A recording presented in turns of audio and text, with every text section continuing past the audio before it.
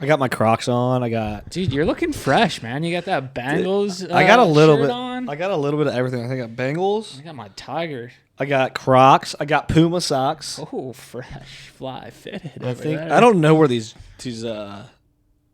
joggers are from, but they look cool. I like the green. You want to move that rat? Yeah, just throw it on the ground. Or that. I mean, that's our chalk rag. Look at that. You made it. I missed. No, I can't. Don't lie to the. It's like hanging on the Listeners. ram. So let's go. All right. Good afternoon. Good morning. Good night. I don't know where you are, what time it is, wherever you're listening, but thank you for tuning in. Welcome back to another episode of Unscripted Exchanges. I'm your host, Hayden Huber. I'm your co-host Cole. Unscripted Exchanges. We're ready to fire off a really, really exciting episode today, I think. Every episode is but I mean, exciting, this is like there's a different vibe where we're at least. Well, hell yeah, it's Super Bowl Sunday. Yeah, I'm wearing that Bengals shirt. And we're sitting in the best city of them all, Cincinnati, Ohio. Let's go. Let's go. Super, super excited to be here with you today, Hayden. Obviously, the Bengals are playing in the Super Bowl today. Couldn't be more excited. Again, we've talked about this. I think Hayden said it before. The energy in the city, is up right now. I think it's up around the country too. Oh yeah. Because it's everybody. I mean, a lot of people like and watch the Super Bowl. Oh, that and it's the story of like an underdog team. Oh, this year. It's an underdog story. It's an underdog story. It's neat to see, all the pieces that have come together for Cincinnati and for our team, and see this come to fruition. Right, we've been talking about it. We've been, they've been doing things behind the scenes, and a lot of like the fan base and the country kind of has joked about like, Cincinnati hasn't been relevant. We've had a couple good years, a decade ago with Dalton, and we had Carson Palmer, but we really could never win a playoff game or get There was anywhere. always something that would trip us up. There was, and we all like to be experts, right? We're all like, well, this is why we lost, right? It was Marvin Lewis or it was Andy Dalton or it was this or that. But none of that matters anymore. Like, nobody cares because we're in the Super Bowl. What's in the past is in the past. What's in the past is in the past. So I think, Hayden, you mentioned the underdog, and I love that vibe.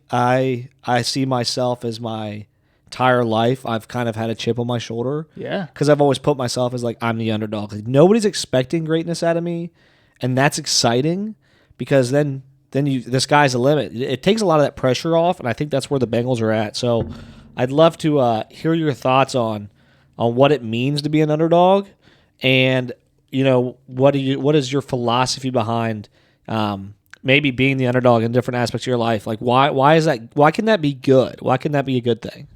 Yeah, that's a great question. For me, I think being an underdog is just someone that isn't always known as maybe the go-to person for whatever reason. But as you said, that makes you like have a chip on your shoulder, and you're motivated internally and wanting to perform and be the best. I mean, to me, that's kind of putting your head down and putting in the time and work and letting the results speak for themselves over time. And that might take, months, years, decades.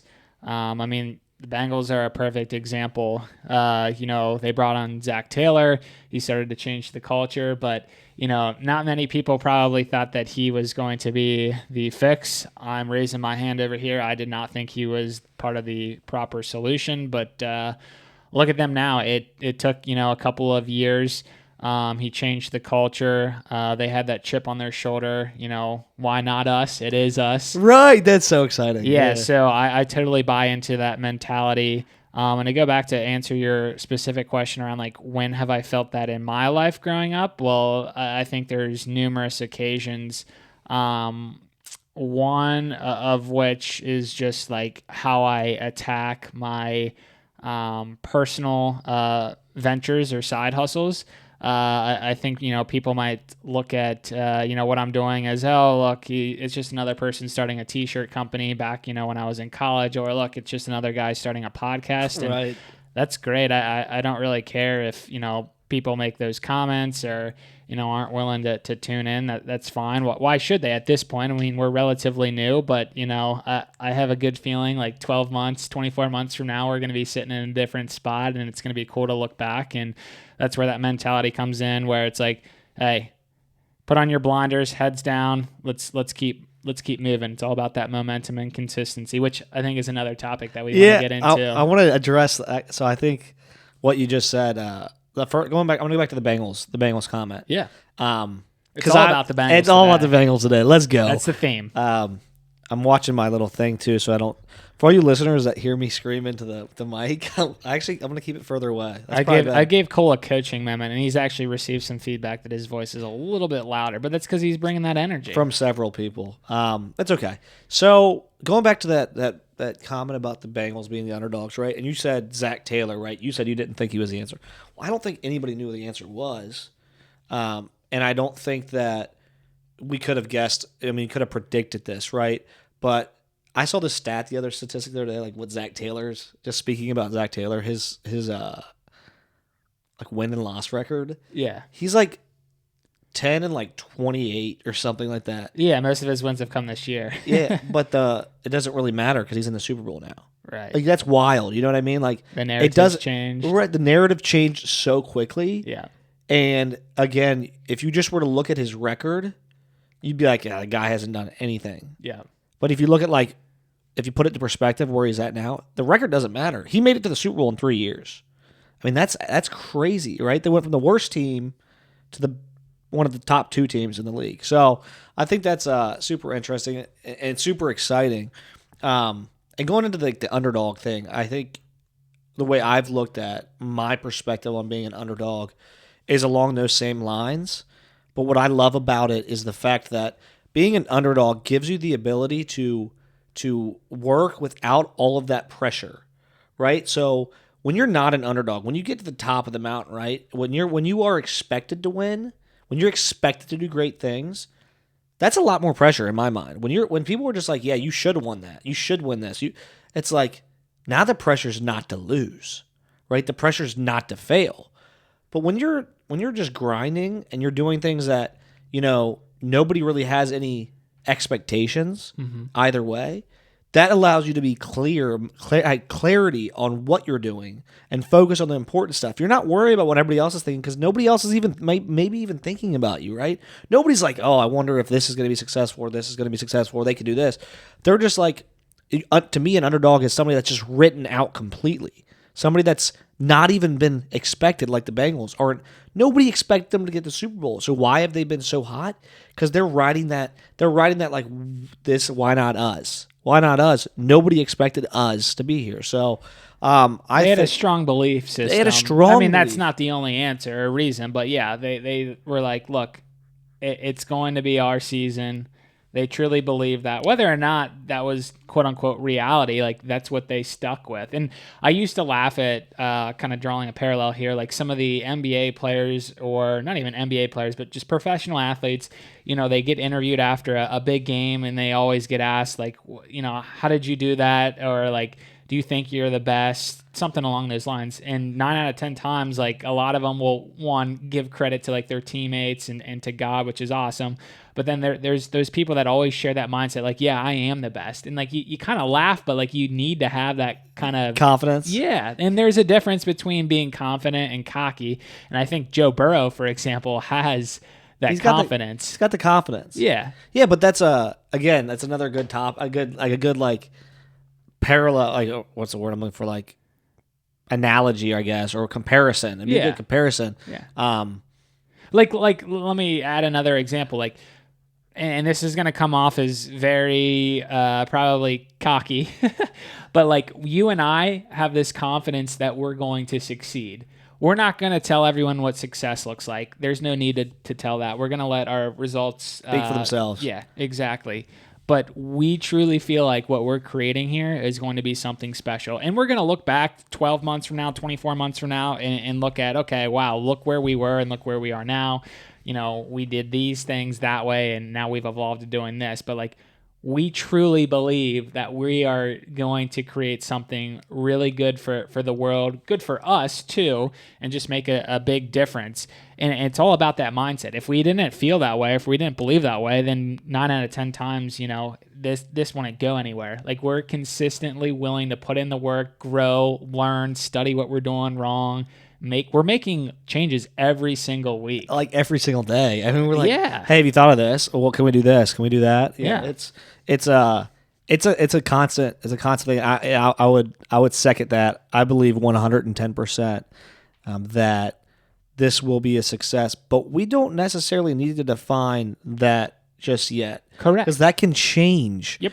And success is measurable by what you believe the success is, not what other people tell you success is. Yep. Right? It's not a matter of, oh, this is successful because this guy said you have to hit this number to be successful, or this is because of the success is all relative, right? It's all up for debate, or the better word would be what's the word I'm looking for? I'm blanking right now, but subjective. Success is subjective, and we've got some certain success, objectives we've got. But I think to that point, that comparison of, Joe Burrow and the Bengals and athlete and people in general, that a lot of the times that reached that success, they weren't, whatever level of success that is, and whatever they measure it. You don't ever really know, because you can go and hear like Tom Brady say, I'm good, but I'm not. He's kind of like, I'm the GOAT. I know I'm the GOAT. But for the longest time, he had a chip on his shoulder, and he was. Why do you think he played for 22 years? Because he was. I'm gonna keep playing. Like I'm gonna. I haven't gotten where I want to get to yet, and I think that can be the same can apply for every aspect of life. Is that, success is measured by what you deem success is, not what others tell you, not what media, not what Hayden and I tell you, not what your friends tell you. Success to me is measured by, I believe in my faith in God and what I'm doing in that realm of my life, and also what I count as a success and what I'm working towards. So I think that's interesting that you brought that up.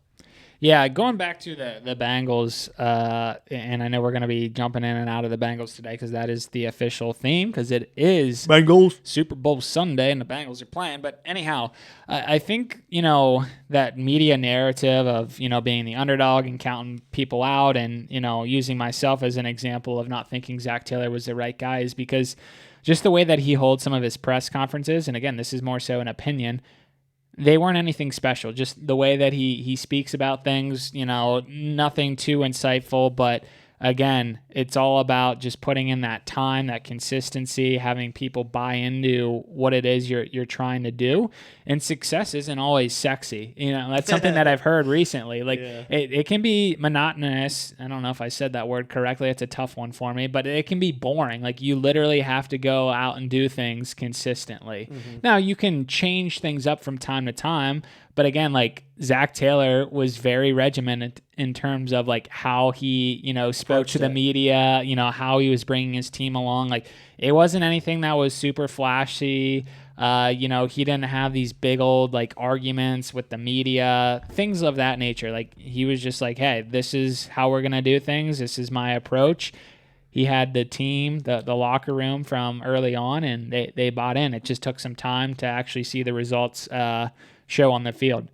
It brings up another super exciting kind of concept that I know. I actually am learning more about it from Hayden it's something I've always believed in and known. It's one of those things where this is part of the recipe to grow as an individual, but it's a difference between knowing that. It's like you can read something and go, I know that's right. You can read an opinion and say, I agree with that opinion. You can read an article on 5 ways to get in shape, and you can go, that makes sense, but doesn't mean you actually do it. Yeah, you could go, that sounds cool. Yeah, maybe I'll pick that up.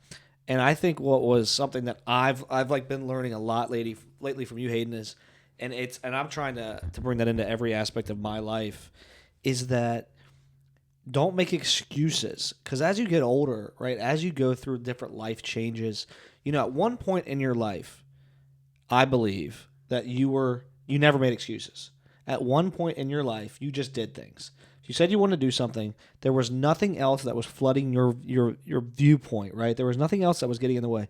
Whether that was when you were in grade school, whether you were in high school, whether when you got to college, there was, I know for me, there was one point in my life where I never made excuses for things. I knew what I wanted, and there was nothing that could get in the way of that.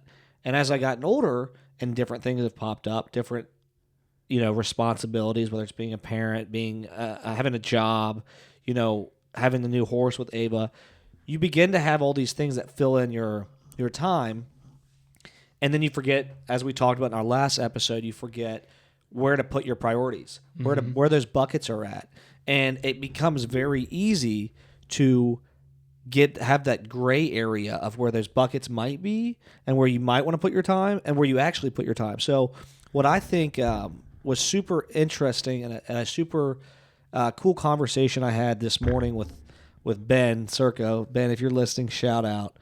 He said he's going down. Are you feeling like you're on cloud nine right now? I'm so happy. Yeah, I'm feeling good. Do you not remember Ben wanted us No, to I was. say? I was just kind of going with it. Oh, hey, Cloud shoot. Nine. Cloud Nine. We kind of butchered that. We might have to cut that No, one out. that's good. Hey, if you're feeling on Cloud Nine right now, so I was having a conversation with him, Hayden, right? I'm driving over here, and they're all going down to party, right? Down to get excited. The Bengals, everybody's going wild downtown Cincinnati, all over the bars. And he's like, well, we're going down soon. I said, well, I can't make it. And he's like, what do you mean you can't? He's like, oh, why not? And I said, well, we're going to record our podcast. Going to record our episode. And he's like, on Super Bowl Sunday. And I said, yeah, because if we start making excuses now, it's going to snowball. And it's like, it's something that's just clicked with me, even starting this venture, and it's flowing into other parts of my life that I'm realizing when you start to make an excuse, you can stop excuses at any time in your life. You can decide, this is what I want. This fits into my priorities, and I'm going to stop. I'm going to stop making excuses for why I'm not doing it, why I'm not reading more, why I'm not going to the gym more, why I'm not eating healthy. You can stop making excuses like that. It's literally like instantaneous. It's not like, making the decision to sell your house, okay? You're making a decision, I'm going to eat healthy. That's an easy decision. That's a really... I think it is and it isn't. I don't want it... Oh, easy meaning... It's easy meaning... It's an easy decision. It's easy to recognize that these aren't the right habits. No, I'm going to disagree. It's an easy decision to make. It's hard to put into practice. That's what I'm getting at. Yeah, it's hard to practice that, but it's an easy decision to tell yourself. Then you have to get into that routine of not making excuses while you're not. And that's the difficult part. The difficult part is not making those excuses.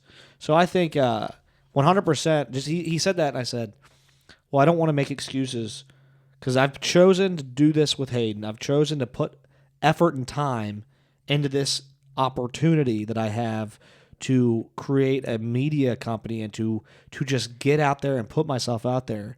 I've chosen to put my precious time. This is in one of my buckets. So I'm not going to just make an excuse. I have the time to do it. I chose to do this instead of doing something else, but I feel better about it. I feel better about the decision. I don't have that FOMO because I know it fits in those priorities. So all I'm getting at is that consistency and that ability to not make excuses, choosing not to make an excuse. I think that's results in compounding outcomes for you. Yeah, for sure. I agree with most of what you said there. And as I chimed in, I think it's easy to recognize that, maybe I'm not spending my time where I should be, but then the actual practice or execution of making the changes is where it's a little bit more challenging. And I think that's what you were saying. Why am I not losing the weight or gaining the muscle that I want to? Well, it's because I'm not spending as much time in the gym or I'm not eating a healthy diet. And you come up with these excuses such as, well, it just takes so much time to, one, travel to the gym, or two, I gotta go buy the healthy food, things like that. Those are all excuses, right? Yeah. But at least if you can recognize what those are and then start to figure out, okay, how do I set myself up for better success? And maybe that's, using the same example of eating healthy and, wanting to lose weight or gain muscle, whatever it might be, one day a week, you plan out, your meals. You carve out the time. That would be a solution in my mind, is to how you take that step in the right direction to bettering your life. And I think that's kind of what you were getting at. I mean, maybe not. I just don't think it's that easy for someone to say, oh, I need to go do X, Y, and Z, but like actually putting in the time and the effort it's a different beast. It's easy. It's easy to make a decision. No, it's easy to tell yourself. It's very easy to switch your mindset. It is the easiest thing in the world you can do to say, and I'm putting that in perspective. I'm not saying everything's easy to decide to do. I'm saying that decision to stop making excuses is an easy decision. That's what I meant. Not anything in particular. Not like, oh, it's easy for me to lose weight. Gotcha. It's easy for me to decide, instead of making excuses, if I commit to something, I'm not going to make excuses. If I want to lose weight, I'm going to stop making excuses about that. Maybe that's not your goal. If I want to read more, I'm going to stop making excuses about why I don't read.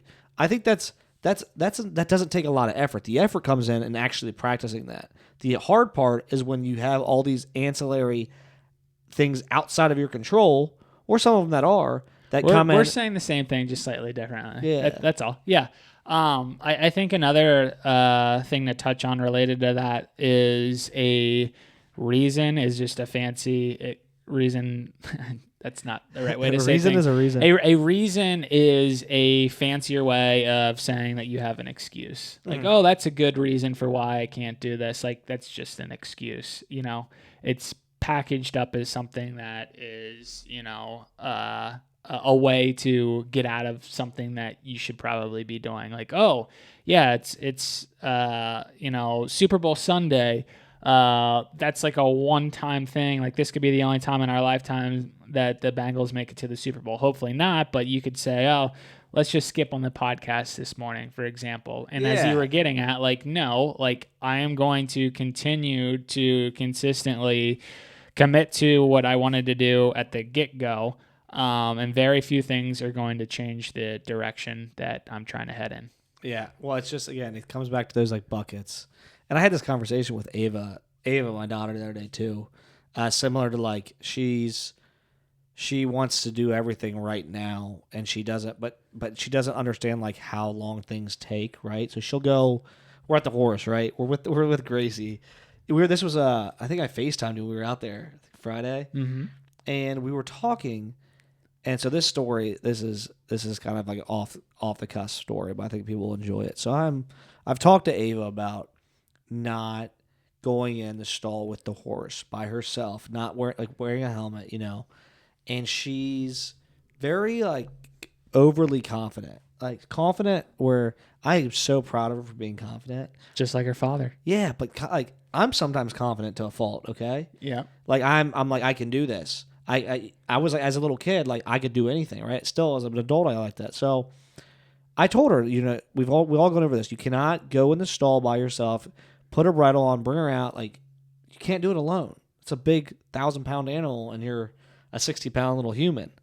So I dropped her off at the front, and I like for her to go in, and then I parked the car because it was really muddy. And right when I walked in the stable, she's out in the middle holding Grace. She got her out of the stall, was holding her, and I was so livid because it wasn't just about her not listening to me, because I know she was just excited. It was about the fact that she could have gotten really hurt, right? Mm-hmm. And so I'm coming to a point of this story is we had a discussion after this just about, she was upset. She knew I was mad. She knew as soon as I walked in there and I saw her, she said, "I'm sorry, Dad." Like, didn't even say it. She's like, I said, "Excuse me?" "I'm so sorry, Dad. I'm sorry. I'll put her back. I didn't mean to." I was like, "Well, you did mean to. You did it." But we had this discussion afterwards, and this is maybe for parents that are listening to this. Kids understand more than you think they do. And I had a discussion with her about it's okay to be confident, but she was so convinced because she's done it one other time that she automatically knows how to do it. And I said, it's great that you've got the confidence and you want to do this now, but we're going to have to do this 3 or 4 times a week for the next 6 months for me to be comfortable with that horse with you. And as long as we're doing that and we're doing it together, like, I'm comfortable and okay with it. So she said, oh, well, what if I just get a whiteboard and I write down on the whiteboard and I hang it on the door, don't come in here without mom or dad. Wear your helmet, and there was like something else. I said that'd be an easy way to remember to do that and to not make an excuse for not doing it. So again, what I'm saying is sometimes like this point when you're trying to go after something, creating little ways that maybe like what something a kid would do like that to remind yourself of why you chose to or what not to do, like make no excuses or like, hey, if you struggle with like eating healthy, well, have something on the board, make a day for a meal or just have like little easy meals. Like you wake up in the morning, you're in a rush for work, but you see a whiteboard that says, granola and yogurt, right? In the fridge or something like that. So I just thought it was a really cool conversation to have with her about, taking time to do something and then seeing her connect the dots and go, I'm not going to remember that, so I'm going to make it easy for myself not to make that mistake again. I thought that was super cool. Well said. No, that's an awesome story right there. Having those, reminders to help you stay focused on what you're trying to commit to. Yeah. That's awesome that Ava recognizes that at a very young age. She goes, she's like, well, I think she's seen me do it too. Because like there's stuff like I have like written in my office or like on my whiteboards where I'm like for instance, like around the house, I have a whiteboard of stuff that my wife wants me to help with. Because that stuff doesn't cross my mind. But I know I need to prioritize it. So I just made it simple. I just put it on a whiteboard. So I have to walk by that whiteboard. So I know some stuff needs to be done. I don't have to think about it. So I thought it was just super interesting tip or thing that I've seen, like Ava did, that you can do to make things like that a little bit easier because a lot of the times they aren't top of mind. You're not even thinking, well, I'm making an excuse sometimes. You just do it. Right. It's not like a conscious, well, I can make an excuse or not make an excuse. You just right, do it's something. Ingrained into your subconscious. Yeah. Some of these habits that aren't always great. Yeah. Why do you think I write down stuff on this chalkboard behind I us? love it. It's the manifestation board. Yeah. They say that you're increasing your probability of achieving, what it is you're trying to do by writing it down. Doesn't mean you're going to get it, but, definitely helps to write it out. Absolutely. Yeah. I mean, just piggybacking on to just another example there of just laying out, what it is you're trying to do, and then like having these reminders, like with working out. Another good example would be like laying out your workout clothes ahead of time, like maybe at night if you're an early morning person and you want to get to the gym. And that's definitely not an easy thing. I am not an early morning workout person. I've tried doing it. I would like to maybe get back into that, but just haven't consistently been able to. But yeah, the point being is like, having your tennis shoes laid out with your gym clothes, like that's a reminder that, hey, I got to work out. Or maybe you got to put time on your calendar that says, okay, from, X to Y or from, noon to 1 p.m., I need to go to the gym. And that's that reminder where nothing should be scheduled over that time. That is between you and the gym to work it out. Exactly. So that's just another example there. I think that's a pretty big one. And using myself as a prime example, I typically go to the gym around the noon to 1 lunch hour, which is nice. Thankfully, I've got the luxury of just heading downstairs. I was about to say that. I'm not going to be like, too I go to the corny gym. with that. But I think, no, there are times where you've FaceTime me, and it's not always 12 to 1. Let me be honest there, but like you'll FaceTime me or you'll give me a call, you'll shoot me a text, and I'm sure there's some notification that says like I'm working out now because I've got that mode. Like I am not going to get distracted because the moment that I do that, I can respond to Cole. Then that just opens up the door for other excuses. Oh, let me just shoot off this one email. And it goes back to some of the things that we were saying. Like if you let one thing slide by, then it starts to crack that, can of worms, baby. I mean, and it's not easy, but at the same time, like if you recognize like what you are supposed to be doing, like do not let those distractions get in the way. Amen. Yeah. Amen. What kind of fitness brands do we have to sponsor us? You know more brands than I do. I think we're in talks with Under Armour and Nike. I thought Adidas reached out. The rep said, well, here's the thing. Adidas, they reached out. They offered us something, but I turned it down. I said, you guys aren't big enough for us. All right, we'll work with our I need first to get fitness Hoka. company sometime Is soon. Hoka? Yeah, Hoka would be great. I mean, they're more so a running company, but yeah, that's fitness. They've got like awesome like running shoes though, right? Because I need to get Yeah, new shoes. yeah, they do. I mean, I continually research things about running. Like, um, Hoka is a very good brand. There's certainly lots of other good brands out there as well, and it just depends on like what type of runner you are. If you're flat-footed, if you're not flat-footed, which companies have different types of solutions with their shoes for that. But I'm basically Jimmy's flat-footed. I'm pivoting back to like more of like the barefoot type of shoe, and I know we're talking about shoes, which might be boring to those that don't really care, but like it's more of just like how our feet were meant to Designed? be used. Yeah, like a Really? lot of shoes, the way that they're designed, and I've had this problem growing up. Like the way that they're cut up at the top, they're not wide and like they jam our toes together and it's not good. Like you want to have your foot kind of spread apart. Right.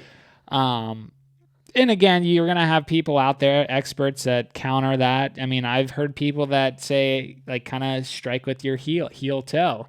And I ran that way for a decent amount of time and I realized that no, that was not right. I mean, I ran that way for probably like 2.5 years.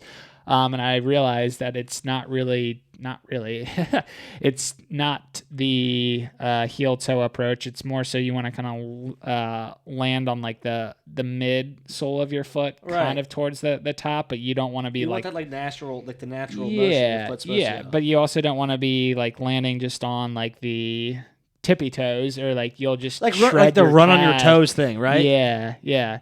So I guess what I'm trying to get at is, things evolve over time, continually research. I've done my research. I try to find someone that's telling me to do this approach, and then I find someone that's trying to counter that, and then I try to find like the healthy balance for myself. Well, you'll get to my level one day with running. Right.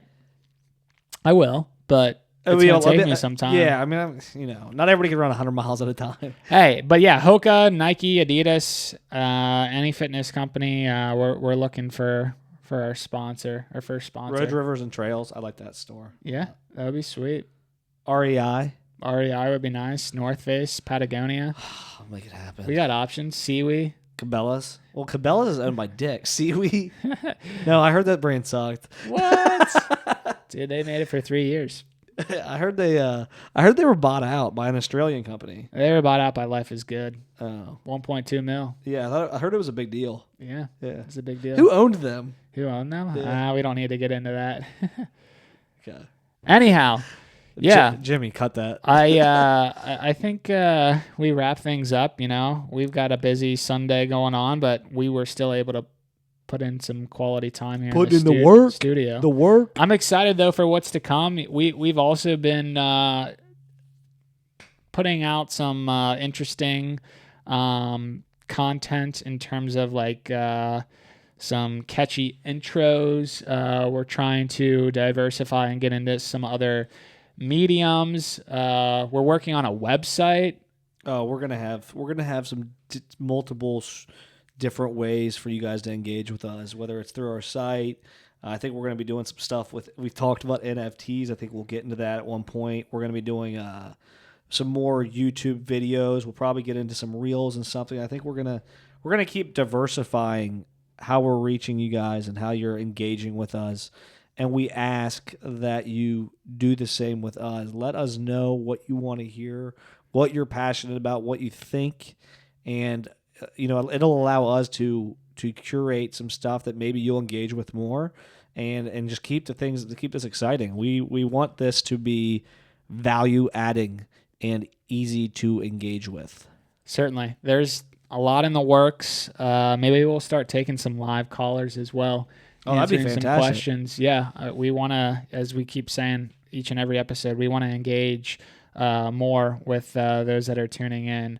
But we certainly appreciate the engagement that we're getting up to this point, but we would like to see that continue to grow. And, Cole, you and I, we can do a better job of reaching out on different platforms, the content. Again, we've got some things in the works, super excited. We'll officially show you guys or tell you guys when that all comes to fruition.